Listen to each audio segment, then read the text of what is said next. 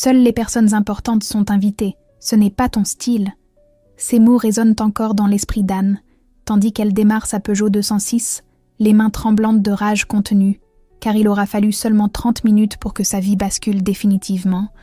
Mais revenons d'abord au début de cette soirée qui a tout changé. Anne glisse sa clé dans le contact et inspire profondément, ses doigts tambourinant nerveusement sur le volant, tandis qu'elle observe la maison bourgeoise de Neuilly-sur-Seine qui se dresse devant elle. Les volets bleus et la façade de pierre claire luisent sous les réverbères de la rue calme.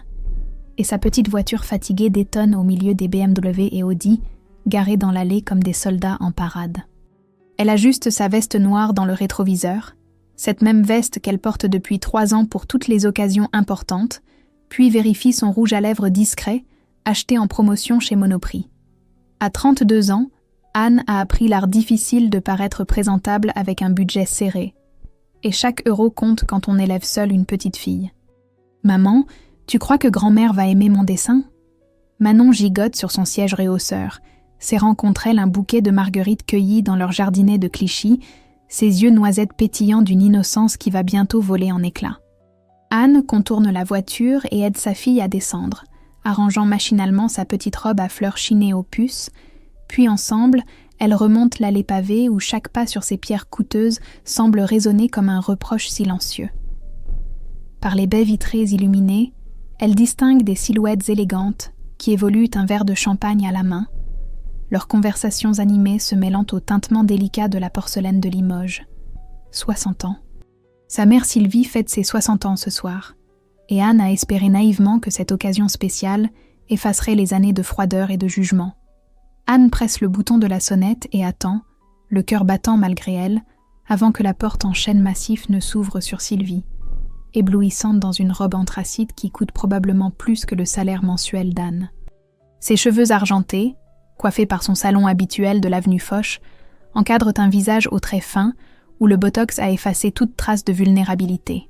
Le sourire de bienvenue se transforme instantanément en une expression de contrariété mal dissimulée lorsque ses yeux parcourent sa fille des pieds à la tête. « Anne, qu'est-ce que tu fais là ?» Le ton glacial tranche avec la chaleur des rires qui filtrent de l'intérieur. « Je viens te souhaiter un bon anniversaire, maman. » dit Anne en tendant le petit paquet emballé dans du papier de récupération que Manon a décoré de dessins colorés. « Nous avons préparé quelque chose de spécial pour toi. » Sylvie jette un coup d'œil paniqué vers ses invités, puis s'avance sur le perron, tirant la porte derrière elle comme si elle craignait une contamination. « Anne, cette soirée est cruciale pour ma carrière. Le bâtonnier est là, des clients fortunés. Tu ne peux pas débarquer comme ça dans cette tenue. » C'est alors qu'Élise apparaît, radieuse dans une robe qui pourrait nourrir Anne et Manon pendant 1 mois, ses bijoux Cartier accrochant la lumière dorée du vestibule. « Oh là là, qu'est-ce qui se passe ici ?» lance-t-elle avec ce sourire en lame de rasoir qu'Anne connaît si bien, son regard détaillant la veste usée, les chaussures plates ressemblées, le petit sac en simili-cuir. « Maman a raison, Anne. Retourne dans ta petite vie de banlieue. Tu fais tâche ici. » Le monde d'Anne s'effondre en 1 seconde, et quand Manon lève vers elle des yeux remplis d'incompréhension, c'est cette innocence brisée qui achève de la réveiller. Pour la première fois de sa vie, Anne voit sa famille sans le filtre de l'espoir et de l'amour inconditionnel, et un sourire étrange naît sur ses lèvres, un sourire que ni Sylvie ni Élise ne lui connaissent. « Parfait, » dit-elle d'une voix d'un calme terrifiant.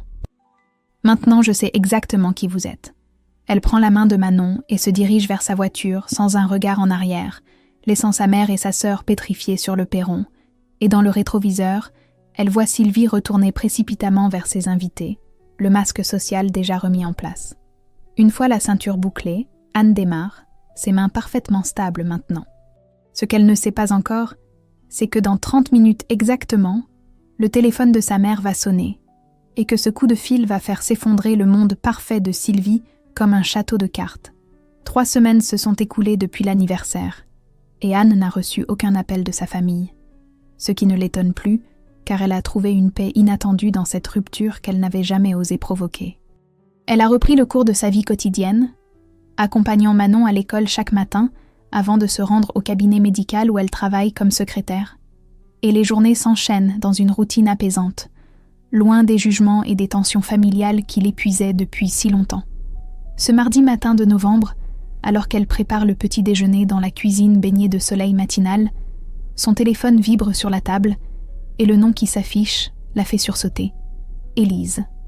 Sa sœur ne l'appelle jamais, sauf en cas de problème majeur, et Anne sent immédiatement son estomac se nouer d'appréhension. Grand-mère Odette est décédée cette nuit, annonce Élise sans préambule, sa voix étrangement atone. Crise cardiaque dans son sommeil. Les obsèques sont prévues jeudi. Anne s'assoit lourdement sur sa chaise de cuisine, le souffle coupé par la nouvelle qui vient de faire voler en éclats sa matinée paisible. Odette, 87 ans, était la seule personne de sa famille qui l'ait toujours accueillie sans condition. Sa grand-mère qui gardait toujours des madeleines dans sa boîte en fer blanc et qui écoutait ses confidences avec cette patience infinie des grand-mères aimantes. « Maman veut que tu viennes aider à vider l'appartement samedi », continue Élise d'un ton détaché, comme s'il s'agissait d'organiser un simple déménagement. Il faut tout débarrasser avant la fin du mois. Après avoir raccroché, Anne reste immobile dans sa cuisine silencieuse, regardant Manon terminer ses tartines sans comprendre pourquoi maman a les yeux brillants, et l'absence d'Odette va laisser un vide énorme dans leur petite existence, privant Manon de sa seule arrière-grand-mère et Anne de sa dernière alliée familiale. Le samedi suivant, Anne pousse la porte de l'appartement familier de Montgeron, où flottent encore les odeurs de cire d'abeille et de tisane à la camomille qui ont bercé son enfance. Sylvie s'affaire déjà dans la chambre principale, triant les vêtements avec une efficacité robotique qui masque mal son émotion, tandis qu'Élise emballe méthodiquement la porcelaine de Limoges dans du papier journal, ses gestes précis trahissant son impatience d'en finir avec ses corvées sentimentales. Anne hérite naturellement de la cuisine et du petit bureau attenant, cette pièce intime où Odette gérait sa correspondance et ses factures avec un soin maniaque, et elle ouvre les tiroirs un par un, découvrant des décennies de vie soigneusement organisées, factures EDF classées par année, photos de famille jaunies par le temps, cartes postales de Bretagne envoyées par des cousins oubliés.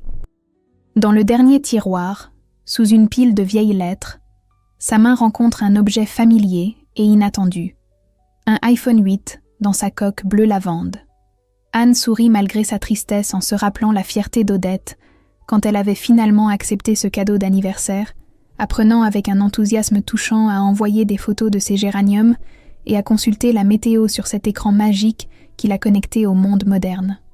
En soulevant le téléphone pour le ranger avec les autres souvenirs, Anne remarque qu'il s'allume automatiquement, révélant plusieurs notifications WhatsApp clignotantes.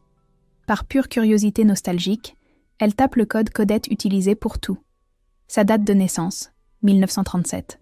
L'application s'ouvre sur une liste de conversations récentes où Anne reconnaît les noms familiers. Madame Durand du 3e étage, cousin Marcel de Quimper, docteur Lemaire, et puis son sang se glace, car en 3e position, un contact qu'elle ne s'attendait absolument pas à voir briller sur cet écran, Michel, Anne. La photo de profil montre un homme aux cheveux gris-argent, au visage buriné par les années mais étrangement familier, avec des yeux clairs qui lui rappellent douloureusement quelque chose, ou plutôt quelqu'un qu'elle croyait enterré depuis 27 ans. Les mains tremblantes, Anne clique sur cette conversation qui va bouleverser tout ce qu'elle croyait savoir de sa vie, et découvre que les derniers messages datent d'il y a 15 jours seulement, quelques jours avant qu'Odette ne s'endorme pour toujours. Anne reste figée dans le petit bureau d'Odette, le téléphone tremblant entre ses doigts, tandis que ces deux mots résonnent dans son esprit comme un écho venu d'outre-tombe. Mon fils. Son père Michel était censé être mort depuis 27 ans, emporté par un cancer foudroyant quand elle avait 5 ans. Du moins, c'est ce que sa mère lui a toujours répété avec cette tristesse théâtrale qu'elle maîtrise si bien.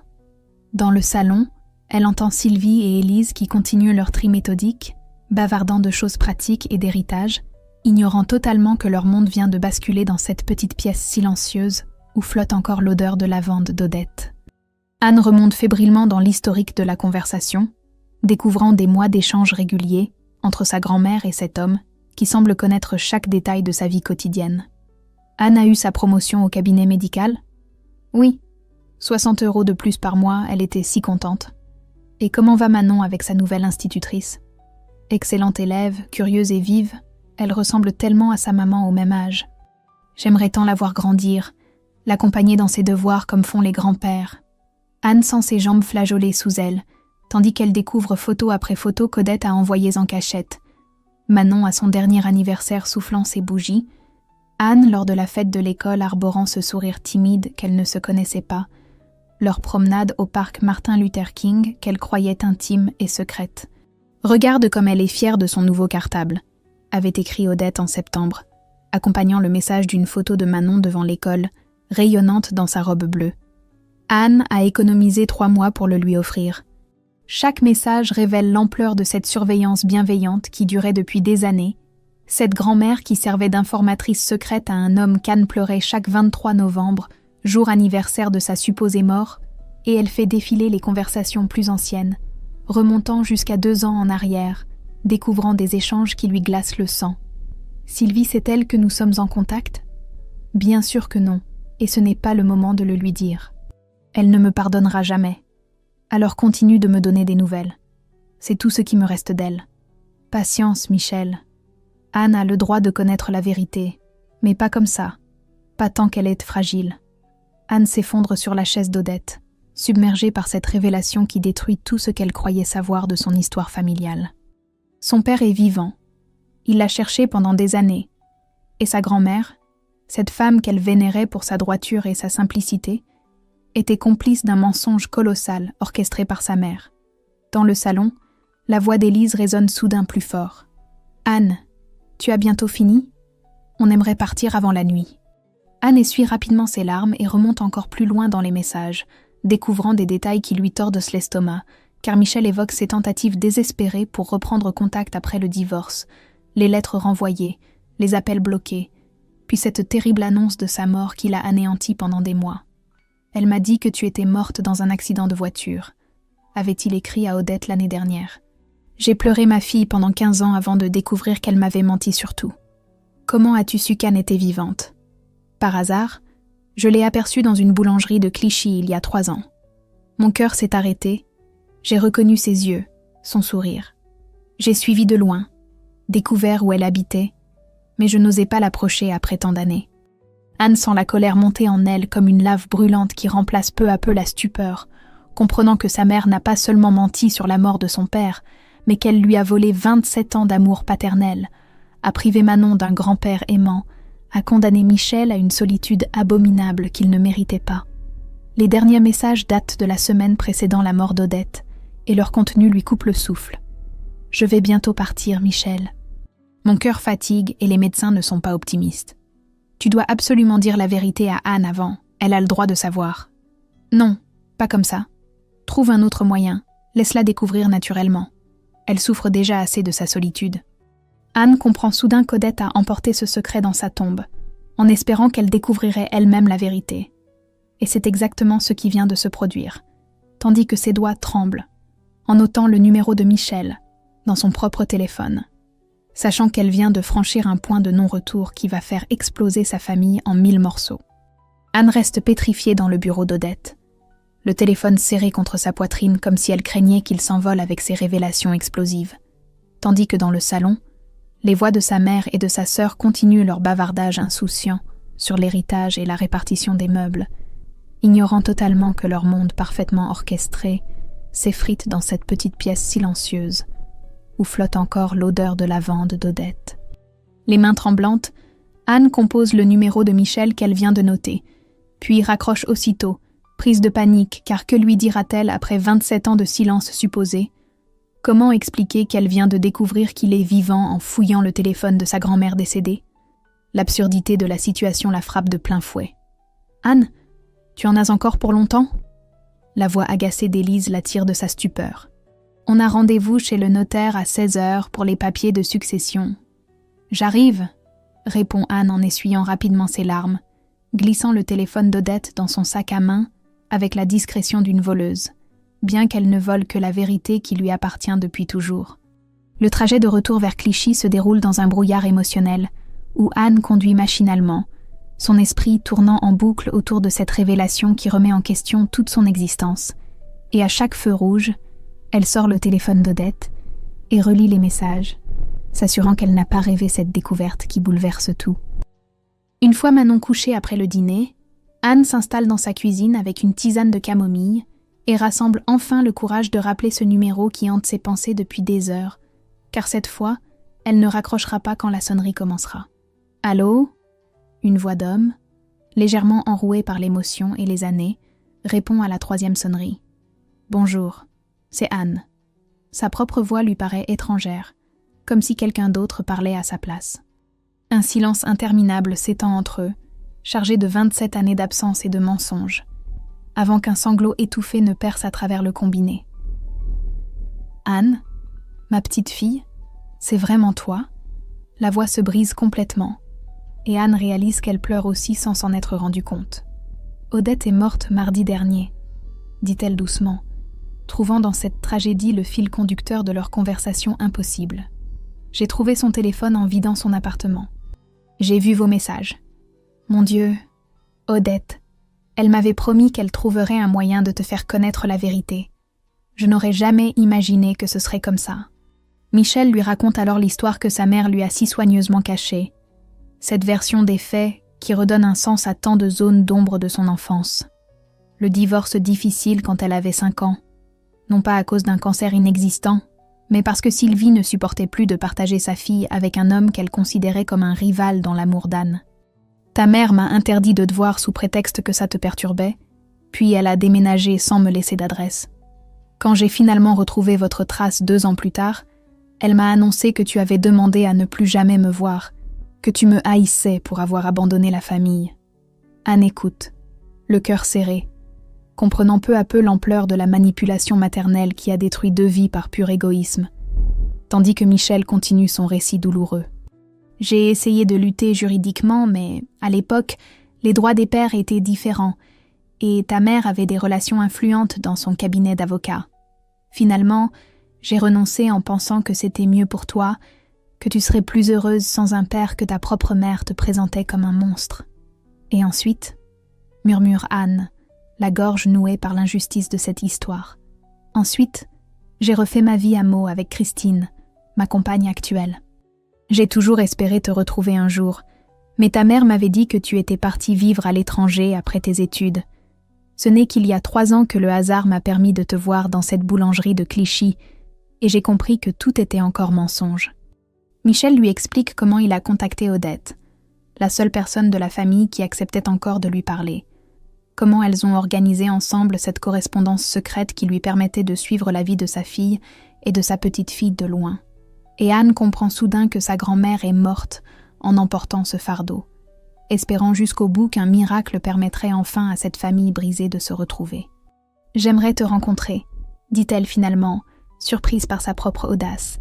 « Si tu veux bien. » 3 jours s'écoulent dans un état second, où Anne navigue entre sa routine habituelle et cette révélation qui a fait basculer son monde, cachant son trouble derrière des sourires mécaniques quand Manon lui demande pourquoi elle semble si préoccupée.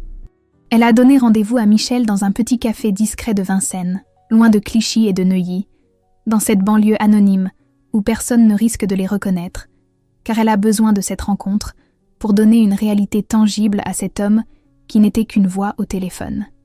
Le mercredi après-midi, Anne confie Manon à sa voisine Madame Kowalski sous prétexte d'un rendez-vous médical urgent, puis prend le métro vers cette rencontre qui l'angoisse autant qu'elle l'excite. Dans la ligne 1, elle observe son reflet dans la vitre sombre du tunnel et ajuste machinalement ses cheveux, se demandant si Michel la reconnaîtra dans cette femme de 32 ans, fatiguée par la vie, si différente de la petite fille de 5 ans qu'il a perdue dans les méandres des mensonges maternels.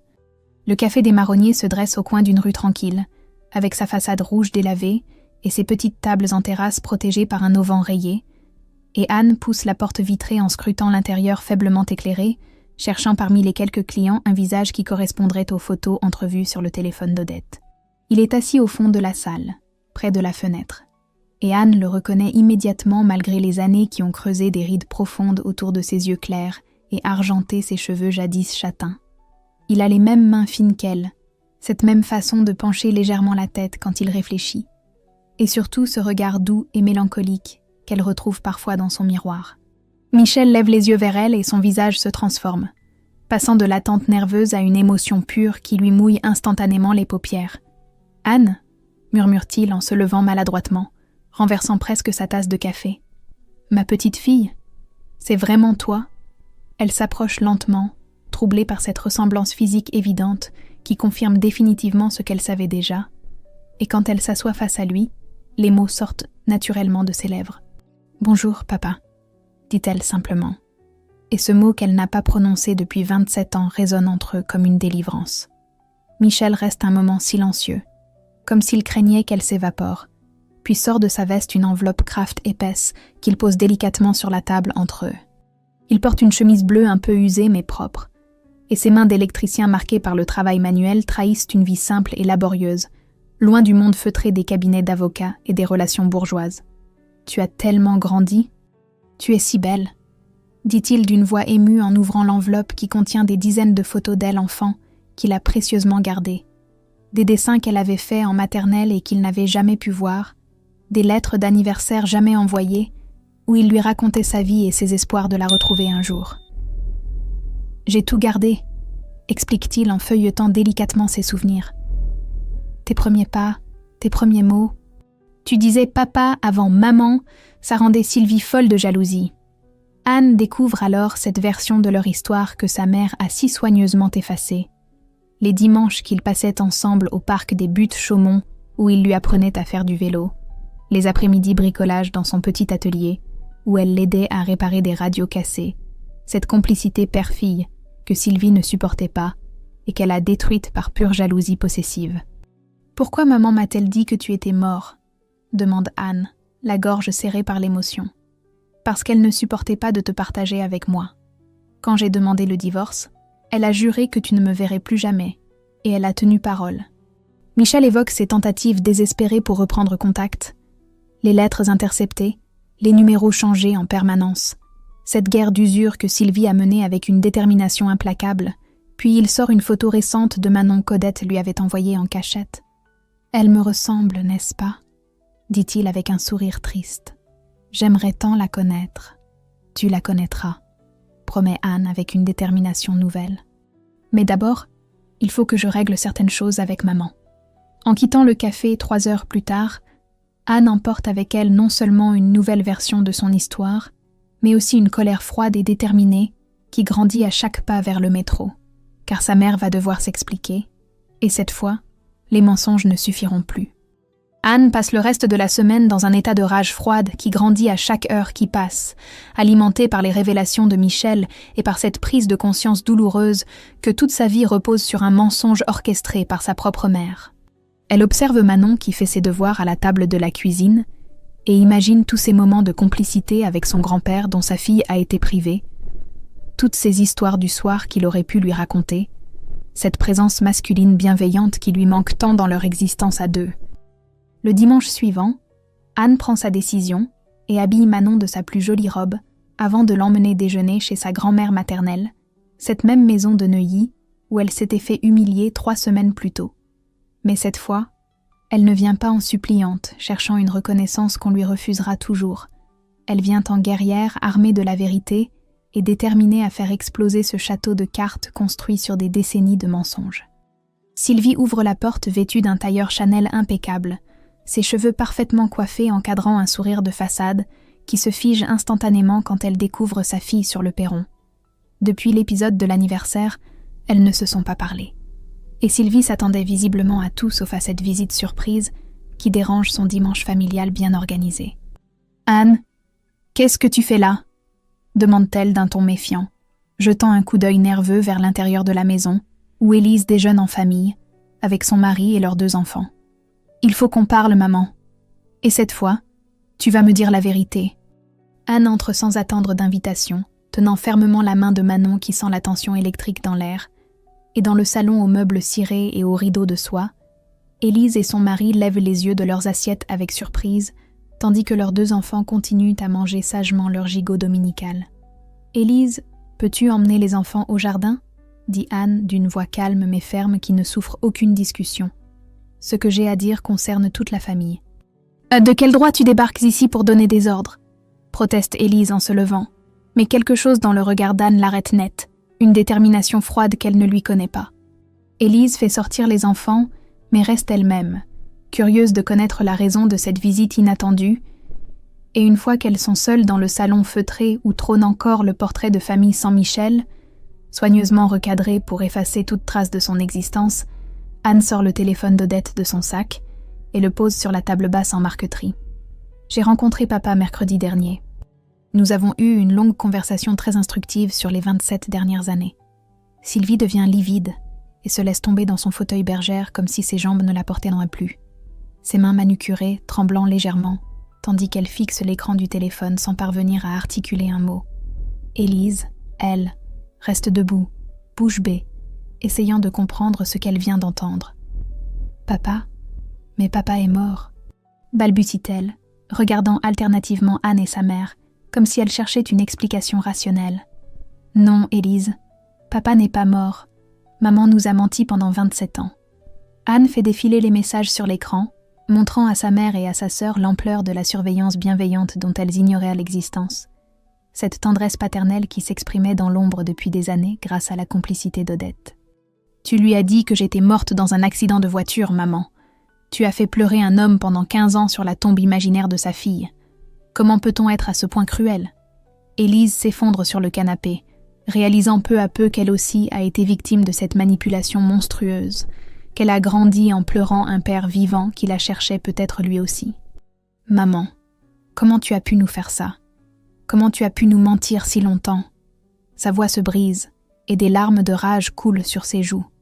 Sylvie tente une dernière défense, évoquant sa peur de perdre ses filles, sa certitude que Michel finirait par les emmener loin d'elle. Mais ses arguments sonnent creux face à l'évidence de sa manipulation pathologique. Elle a détruit 4 vies par pur égoïsme, privé ses filles d'un père aimant, condamné Michel à une solitude qu'il ne méritait pas. « Je vais le présenter à Manon », annonce Anne en se levant, et Élise a le droit de le rencontrer aussi si elle le souhaite. Si tu t'opposes de quelque façon que ce soit, je raconterai cette histoire à tout le monde. En sortant de cette maison où elle ne remettra plus jamais les pieds en tant que fille soumise, Anne sent un poids énorme s'envoler de ses épaules, et pour la première fois de sa vie, elle vient de dire ces 4 vérités à sa mère sans que le ciel lui tombe sur la tête.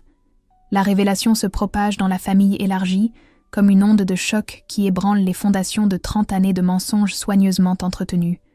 Les oncles, tantes et cousins découvrent qu'ils ont consolé une veuve menteuse pendant des décennies, qu'ils ont participé sans le savoir à cette mascarade en évitant soigneusement de mentionner le défunt devant ces pauvres orphelines, et certains se souviennent maintenant de détails troublants qu'ils avaient préféré ignorer à l'époque. Tante Marguerite, la sœur de Sylvie, appelle Anne le mardi suivant pour lui avouer ses doutes anciens.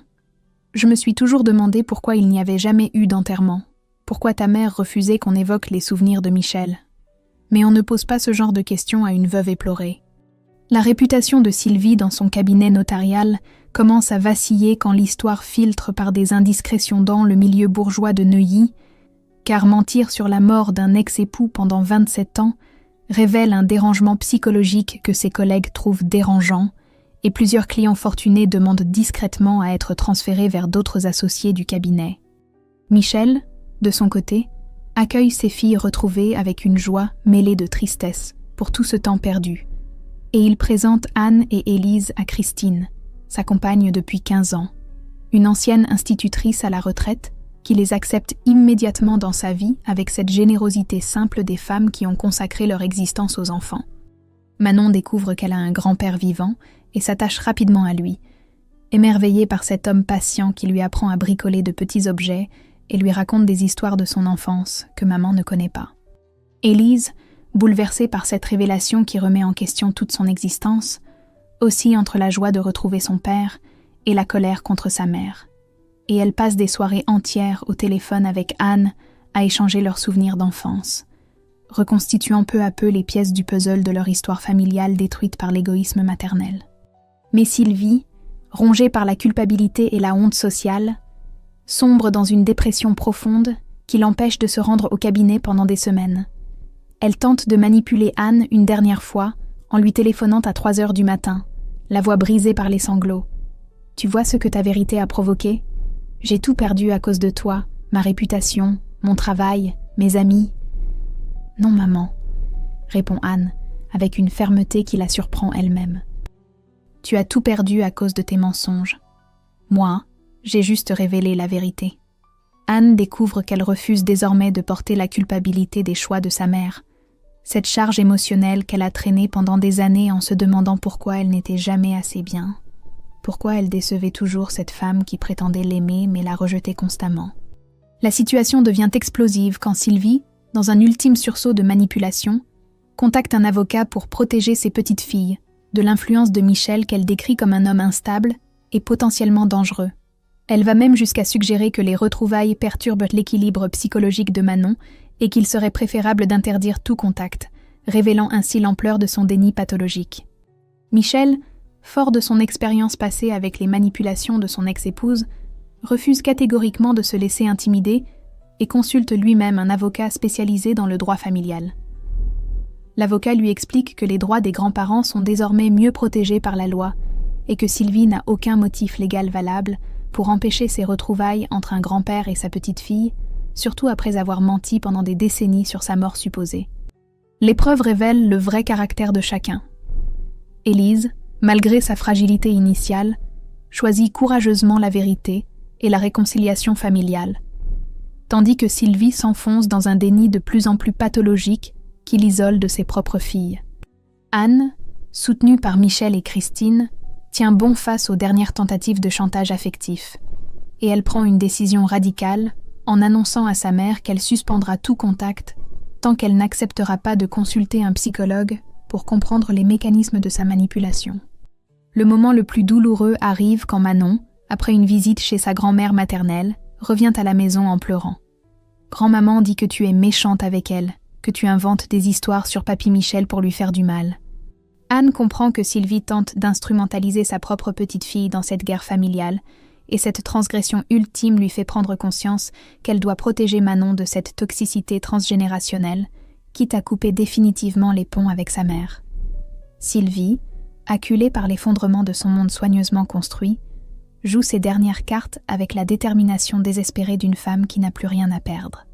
Elle multiplie les coups de téléphone larmoyants à Anne et Élise, alternant entre les reproches culpabilisants et les menaces à peine voilées, car elle refuse d'accepter que ses filles puissent lui échapper définitivement après tant d'années de contrôle absolu. Un matin, Anne découvre que sa mère a contacté l'école de Manon en se faisant passer pour une grand-mère inquiète de l'instabilité psychologique de sa petite-fille, depuis l'apparition d'un étranger qui se prétend son grand-père. La directrice, Madame Beaumont, convoque discrètement Anne pour l'informer de cette démarche troublante, et Anne doit expliquer la situation délicate en montrant les preuves de l'identité de Michel et des mensonges de Sylvie. « Je suis désolée, mais votre mère semblait très convaincante », avoue la directrice avec embarras. Elle nous a dit que cet homme pourrait être dangereux pour Manon, qu'il fallait surveiller les sorties d'école. Cette instrumentalisation de l'établissement scolaire révèle l'ampleur de la manipulation de Sylvie, qui n'hésite plus à salir la réputation de Michel et à inquiéter inutilement les enseignants de Manon. Anne réalise qu'elle sous-estimait la capacité de nuisance de sa mère, et elle décide de consulter elle-même un avocat pour protéger sa famille de ces attaques de plus en plus perverses. Maître Dubois, spécialisé dans le droit familial, écoute attentivement le récit d'Anne et lui explique que Sylvie risque de gros ennuis juridiques si elle continue ses calomnies et ses tentatives d'aliénation parentale. Mentir sur la mort d'un parent pendant 27 ans, puis tenter d'empêcher les retrouvailles par des moyens diffamatoires, c'est un comportement qui pourrait justifier une plainte pour manipulation psychologique, précise-t-il, en prenant des notes détaillées.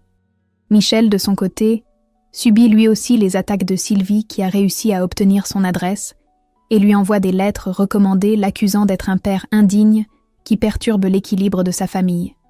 Christine découvre Michel en larmes dans leur cuisine, tenant une de ces lettres particulièrement venimeuses où Sylvie l'accuse d'avoir abandonné ses filles et de revenir maintenant par pur opportunisme. « Elle n'a pas changé », murmure Michel en tendant la lettre à Christine.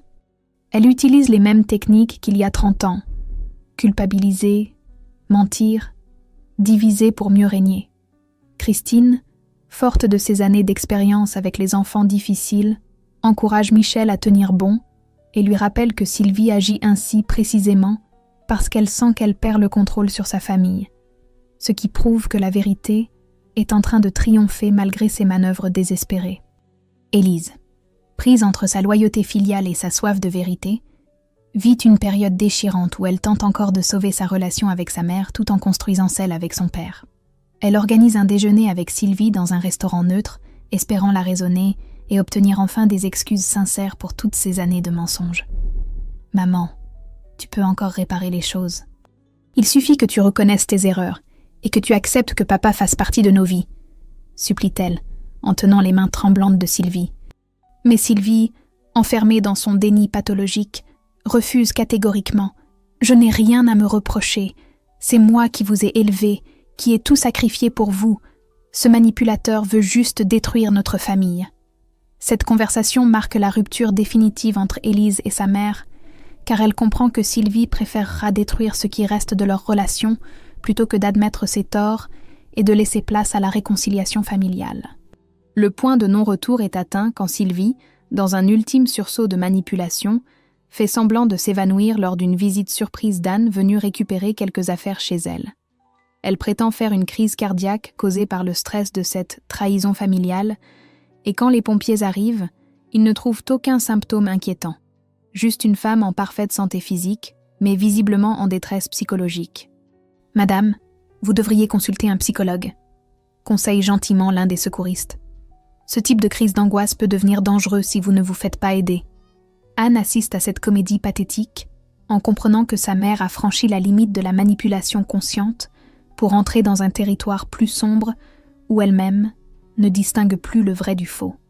Cette prise de conscience douloureuse la convainc définitivement qu'elle doit protéger Manon de cette grand-mère toxique, qui n'hésitera pas à instrumentaliser même une enfant de 7 ans pour satisfaire son besoin maladif de contrôle.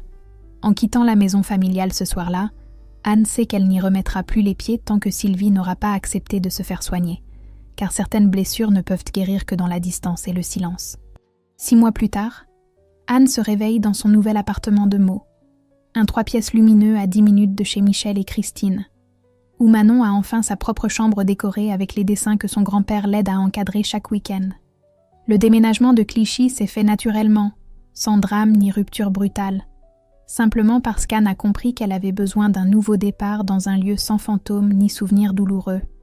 Ce dimanche matin de mai, elle prépare le petit déjeuner en écoutant Manon raconter avec excitation à son grand-père comment elle a appris à planter des radis dans le jardin de Christine.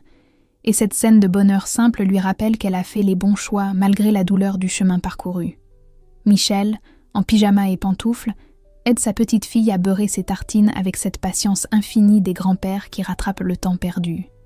Élise arrive vers 10h avec ses propres enfants pour le déjeuner dominical, qui réunit désormais toute la famille reconstituée, et Anne observe avec émotion sa sœur qui rit aux blagues de leur père, rattrapant elle aussi ces décennies volées par les mensonges maternels. Les enfants d'Élise appellent Michel Papy Michel, avec la facilité déconcertante de l'enfance, qui accepte les nouveautés sans questionner le passé. Christine s'affaire en cuisine avec cette discrétion bienveillante qui fait d'elle la parfaite belle-mère, celle qui unit sans diviser, qui accueille sans juger, qui aime sans posséder, et Anne comprend que sa vraie mère se trouve peut-être dans cette femme de 65 ans qui lui apprend à faire des confitures et écoute ses confidences sans jamais donner de conseils non sollicités. Vers 15h, le téléphone sonne et Anne reconnaît le numéro de Sylvie qu'elle n'a pas bloqué, mais à qui elle ne répond plus depuis 3 mois. Cette fois, poussée par une intuition inexplicable, elle décroche et entend une voix transformée, brisée mais sincère. « Anne, c'est maman, je voulais te dire que j'ai commencé une thérapie. Docteur Moreau, tu sais, celui que tu m'avais conseillé, il m'aide à comprendre pourquoi j'ai fait tout ça. » Pour la première fois depuis des mois, Sylvie ne cherche pas à justifier ses actes ni à culpabiliser sa fille. Elle reconnaît simplement ses torts avec une humilité que Anne ne lui connaissait pas. « Je ne te demande pas de me pardonner tout de suite. Je sais que j'ai détruit beaucoup de choses. Mais je voulais que tu saches que je travaille sur moi, que j'essaie de devenir la mère que vous méritiez d'avoir. » Anne écoute sans colère, touchée malgré elle par cette version fragile et authentique de sa mère qu'elle découvre pour la première fois. Elle ne promet rien, ne pardonne pas encore, mais accepte que Sylvie puisse envoyer une carte d'anniversaire à Manon.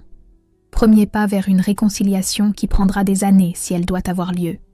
En fin d'après-midi, Pendant que les enfants jouent dans le jardin et que les adultes sirotent leur café sur la terrasse, Michel sort de sa poche une petite boîte qu'il tend à Anne avec émotion. « C'est la montre de ton arrière-grand-père. Odette voulait que tu l'aies quand tu serais assez grande pour la comprendre. » Anne ouvre l'écrin et découvre une montre à gousset en or, gravée d'une inscription. Le temps perdu se rattrape toujours quand l'amour est vrai. Elle comprend qu'Odette avait tout orchestré, y compris sa propre mort, pour que cette famille brisée puisse enfin se retrouver. Quand Élise repart vers 18h avec sa petite troupe épuisée mais heureuse, Anne reste seule avec Manon dans leur nouveau chez eux, et en bordant sa fille, elle réalise que pour la première fois de sa vie, elle se sent chez elle quelque part, entourée de personnes qui l'aiment pour ce qu'elle est et non pour ce qu'elle devrait être. « Maman, on est heureux maintenant ?» demande Manon en s'endormant. « Oui, ma puce, on est heureux maintenant », répond Anne en éteignant la lumière, sachant que cette phrase simple résume 6 mois de combat pour la vérité et 32 ans de quête d'authenticité, enfin récompensée. Pour la première fois de sa vie, Anne s'endort en paix avec elle-même, fière de ressembler à son père.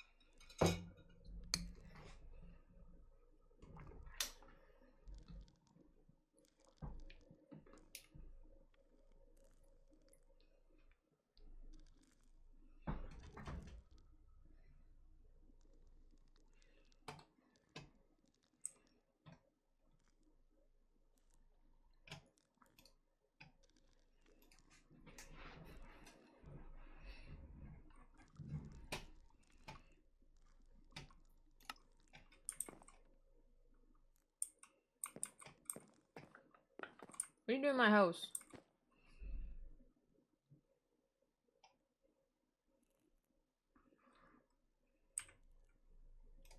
Oh, I'll put music on.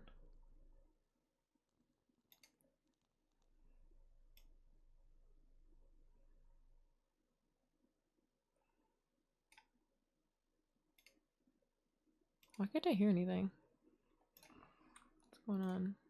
Am I putting... No, I can hear. Okay, there we go. Hello? What are you... Why are you opening all my stuff? I don't Nothing. Don't worry. It's okay. You're looking for my diamonds. They're not in there. I'm holding them. I'm not looking for your diamonds.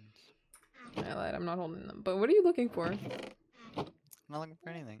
Then why are you in my grill? I was giving you actually a bunch of stuff. That's what I was doing. Like what? Apricorn? You This chest organizing my doesn't look stuff or different what? to you? Yeah, you organizing my stuff for me or something? I was giving you all the apricorn, all the pokeballs, and all the materials, and all the.